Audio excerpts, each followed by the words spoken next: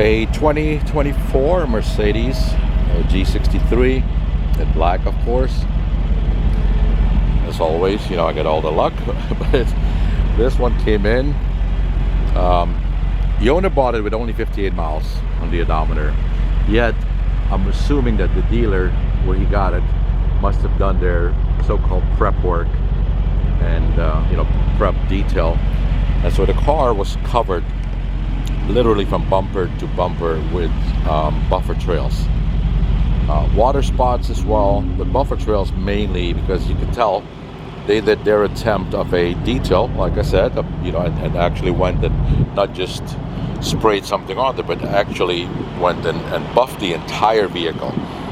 And when not done in the right way, a lot of times people will cause more damage. They'll definitely do more harm than good. So in the case of this vehicle, that's what happened. Covered in buffer trails everywhere, and there were some spots right here on the hood, water spots, some minor scratches. So everything was corrected, and then we did ceramic coating, a 5-year package, 2 layers of ceramic coating, no coating on the wheels and calipers. The car already had come in tinted, so that was not done either. We did, as we always do, put ceramic coating on the windshield at least, if somebody does an exterior ceramic coating. And then of course if somebody requests all of the glass, then we can do all of the glass for as an additional package. But all of this was completely covered, and I wish the sun was out more. Unfortunately, there happens to be a cloud right in front of the sun right now, but that would show you the lack of trails.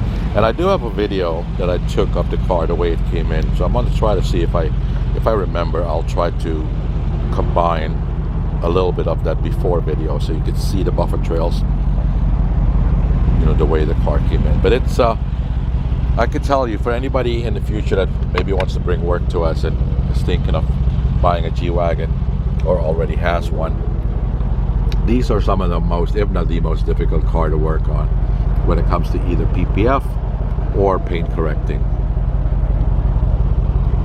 So you have to be prepared also to pay more money than you would if it was a regular, or I'm not sure to say regular, but a different SUV. For instance, when it comes to PPF, all of the moldings have to be removed.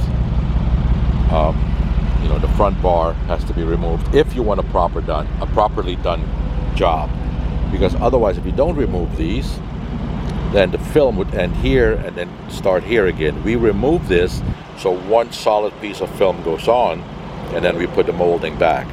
All of these come off, and so there's quite a bit of work involved. I'm only mentioning it even though this car was not PPF'd, but I'm just saying in case somebody is ever interested in the future that wants to use our services. Well, there's the sun, so let me see if I can get a proper look at the hood, for instance. Now that the sun is out better, you see how clean the paint looks, flawless.